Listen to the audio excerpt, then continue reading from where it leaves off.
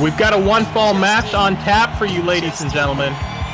Tommy Rice coming out, usually has a little bit more gear on. I'm not sure if maybe he heard his music and he was in the back still getting ready.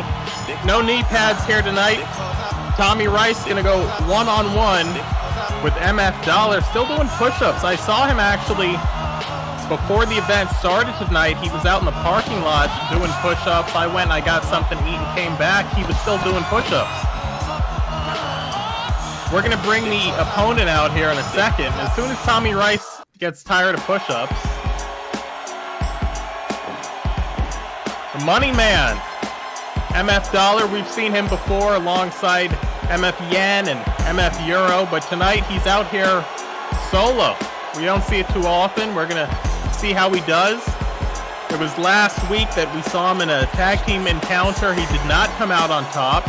We also saw him in a singles match earlier this week, and we talked about the importance of him winning that, which he was able to. Both of these men have something to prove, two heavyweights, and we're going to wait here. The opening bell sounds, as always, Arachnid Soul, the best damn pro wrestling commentator going. In the booth, we start things out, and it's MF Dollar now with these heavy shots, the overhand blows.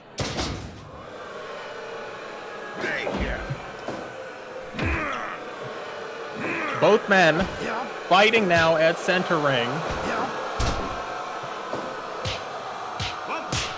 Series of punches there, the ground and pound, very nicely done.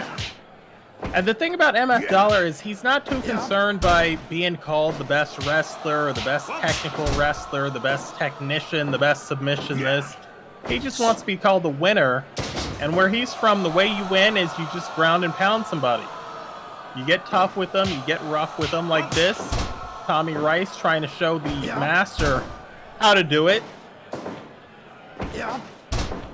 Ippon Sayanagi, the judo-style shoulder throw from Tommy Rice. And again, like I said, the receipt there from MF Dollar is just to punch that man in the mouth. A lot of weight behind that headbutt. And there's that trademark tomahawk chop we're used to seeing the back of the skull.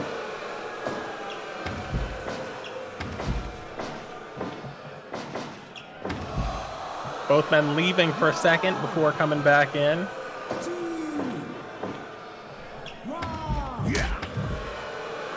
And Tommy Rice actually got kicked in the shin that time, maybe the knee on the way out.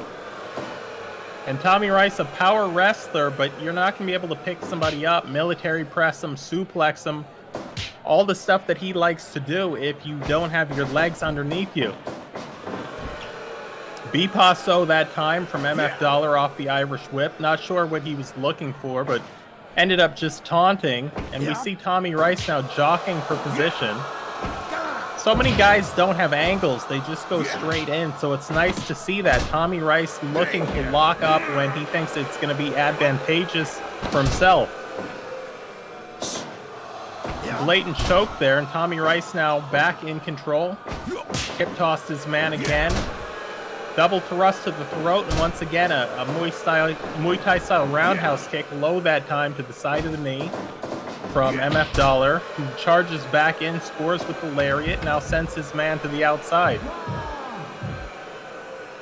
And this is exactly what MF Dollar likes. He likes to dominate, he likes to throw people around. You don't expect to see it with a guy like Tommy Rice, but we are seeing it. And Tommy Rice, a more technical version of that same game plan. It was 3 roundhouse kicks that time to the midsection, followed up by a headbutt. And what's this now going to be? Just a dragon sleeper that time, rope hung variant. You don't see that too often. Tommy Rice sent to the corner. 2 more kicks. Tommy sent to the far side. Japanese organized crime kick from MF Dollar. We talked about the origins of calling it that. And just punted Tommy Rice onto the chair and almost kicked him out of the ring that second time. And now stomping the yard is MF Dollar. Tommy Rice going down almost chin first on that chair. Oh, there's that G-spot sweep. And that time he did hit jaw first on that chair. That's nasty.